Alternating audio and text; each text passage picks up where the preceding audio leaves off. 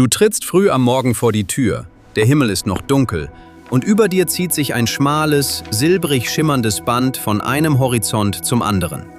Es sieht aus wie eine zweite Milchstraße, nur schärfer, geometrischer, fast künstlich in seiner Präzision. Was du gerade siehst, ist kein Polarlicht und keine Wolkenformation, es ist ein Ring. Ein Ring um die Erde, so wie ihn sonst nur Saturn trägt. Nachbarn stehen mit dir auf der Straße, manche fotografieren, manche schweigen einfach nur und starren nach oben, weil kein Foto das einfangen kann, was sich gerade über der ganzen Erde spannt. Nehmen wir für dieses Gedankenexperiment an, dass sich vor einiger Zeit ein größerer Asteroid oder ein kleiner Mond der Erde zu sehr genähert hat. Nicht nahe genug, um einzuschlagen, aber nahe genug, um eine unsichtbare Grenze zu überschreiten, die Astronomen die Roche-Grenze nennen. Innerhalb dieser Zone zieht die eine Seite eines Himmelskörpers so viel stärker an der Erde als die andere Seite, dass der Körper förmlich auseinandergerissen wird. Stell es dir vor wie ein Tauziehen, bei dem beide Enden eines Seils in entgegengesetzte Richtungen gezogen werden, bis das Material einfach nachgibt. Aus einem einzelnen Felsbrocken werden Millionen kleinerer Trümmerstücke, und diese Trümmer verteilen sich entlang einer Umlaufbahn um den Äquator. Ein Ring entsteht, nicht aus Eis wie bei Saturn, sondern vor allem aus Gestein und Staub. Diese Ringzone würde nicht besonders weit von uns entfernt liegen. Nach heutigem Wissensstand läge die Roche-Grenze der Erde in einer Höhe von ungefähr 12.000 bis 19.000 Kilometern über dem Erdmittelpunkt, also deutlich unterhalb der Umlaufbahnen der meisten Kommunikationssatelliten, aber weit oberhalb der internationalen Raumstation. Der Ring würde also in einer Schicht schweben, die für das bloße Auge erreichbar nah wäre, für Raumfahrzeuge jedoch zu einem echten Hindernis werden könnte. Anders als bei Saturn wäre unser Ring vermutlich nicht aus hellem, glänzendem Wassereis aufgebaut. In Erdnähe würde Eis durch die Wärme der Sonne und die Nähe zum Planeten vergleichsweise schnell verdampfen. Übrig bliebe vor allem dunkles, staubiges Gestein, ähnlich dem Material, aus dem Asteroiden bestehen. Der Ring würde deshalb nicht strahlend weiß leuchten wie bei Saturn, sondern eher gedämpft grau bis bräunlich schimmern, am hellsten in der Dämmerung, wenn er das letzte Sonnenlicht einfängt, während der Boden unter dir bereits im Schatten liegt. In den ersten Wochen nach der Entstehung würde sich vermutlich wenig auf der Erdoberfläche verändern. Der auffälligste Effekt wäre der Nachthimmel selbst. Am Äquator würde der Ring als extrem dünne, fast unsichtbare Linie erscheinen, weil du fast genau von der Seite auf ihn blickst. Je weiter du dich Richtung Norden oder Süden bewegst, desto mehr würde sich diese Linie zu einem gewaltigen Bogen öffnen, der sich majestätisch über den gesamten Himmel spannt. Menschen in gemäßigten Breiten hätten also den spektakulärsten Ausblick, während Bewohner tropischer Regionen kaum mehr als einen schmalen Lichtstreifen wahrnehmen würden. Gleichzeitig würde die Zahl der Sternschnuppen drastisch zunehmen. Staub und Gesteinspartikel aus dem Ring würden ständig in die Erdatmosphäre eindringen, gebremst durch Reibung und als leuchtende Streifen verglühen. Was heute als jährliches Highlight bei einem Meteorschauer gefeiert wird, wäre in diesem Szenario ein tägliches, fast schon banales Naturschauspiel. Auch Tiere würden auf die veränderten Lichtverhältnisse reagieren, wahrscheinlich früher, als wir es bemerken. Viele Zugvögel orientieren sich an Sternmustern und am Mondlicht. Manche Meerestiere richten ihren Fortpflanzungszyklus nach dem nächtlichen Himmel aus.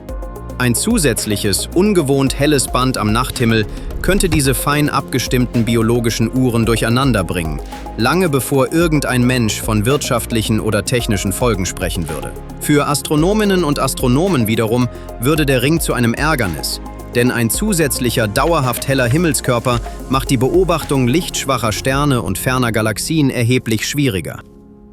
Doch das wäre erst der Anfang der eigentlichen Geschichte. Ringpartikel befinden sich nicht für immer an derselben Stelle. Durch den minimalen, aber ständigen Widerstand der äußersten Atmosphärenschichten und durch den Druck des Sonnenlichts würden sie über Monate und Jahre langsam nach innen wandern. Ein Teil des Rings würde also kontinuierlich in Richtung Erde absinken, verglühen oder als kleine Meteoriten den Boden erreichen.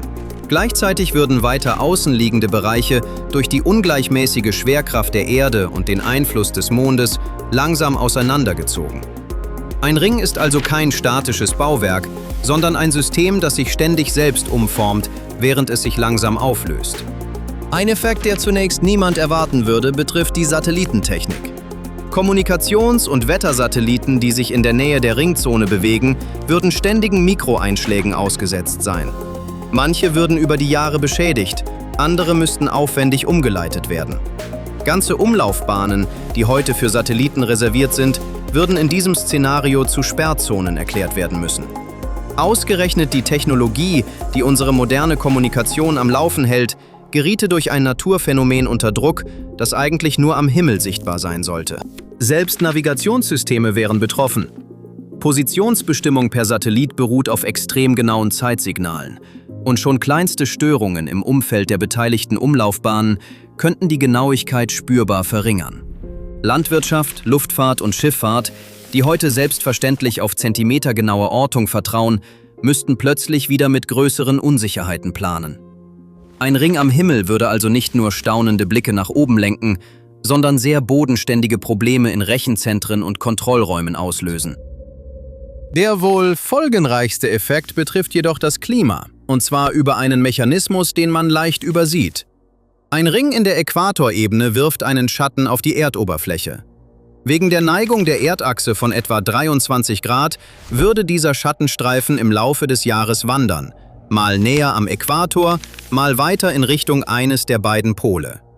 In den betroffenen Breiten würde weniger Sonnenlicht den Boden erreichen, was zu einer messbaren, regional begrenzten Abkühlung führen könnte. Modelle deuten darauf hin, dass ein solcher Schatteneffekt über lange Zeiträume sogar globale Auswirkungen auf Wettersysteme und Meeresströmungen haben könnte, auch wenn sich das genaue Ausmaß nur schwer vorhersagen lässt.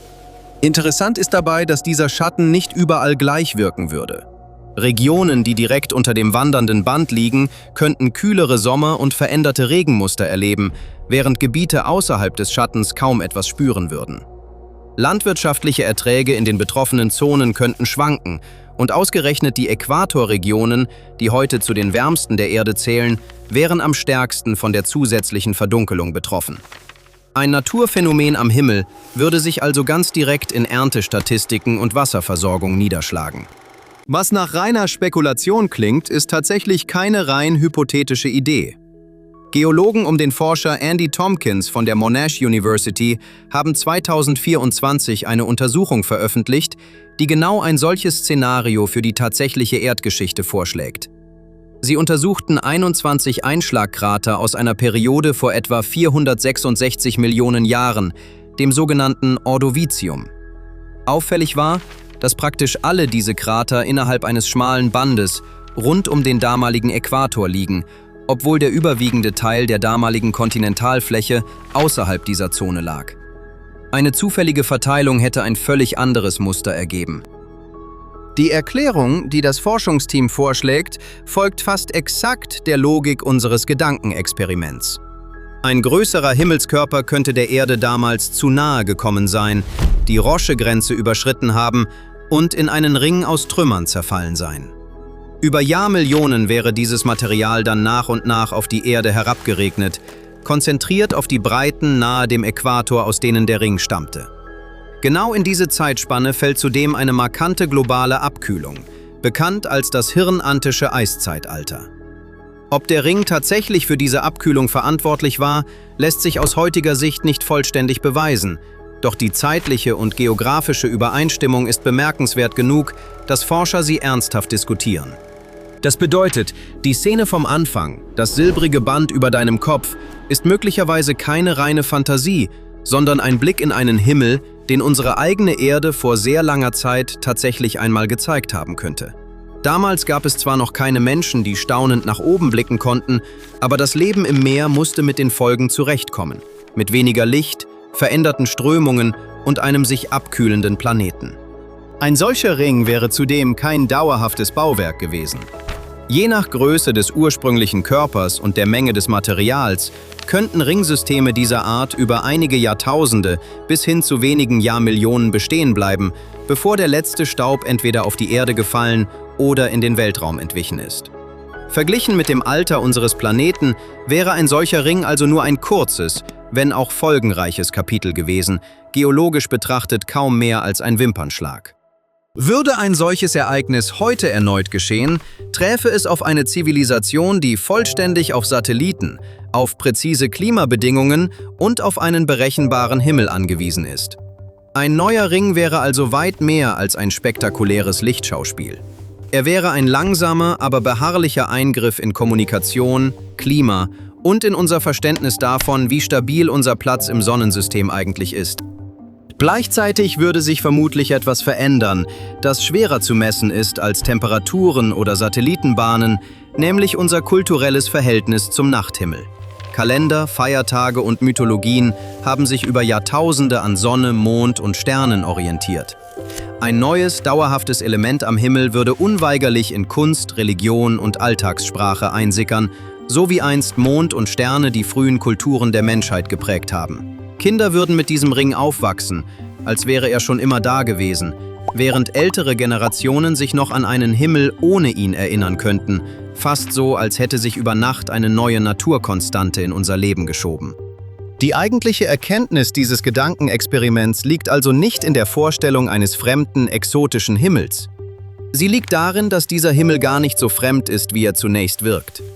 Die Erde hatte ihn womöglich schon einmal, lange bevor es Augen gab, die ihn bestaunen konnten.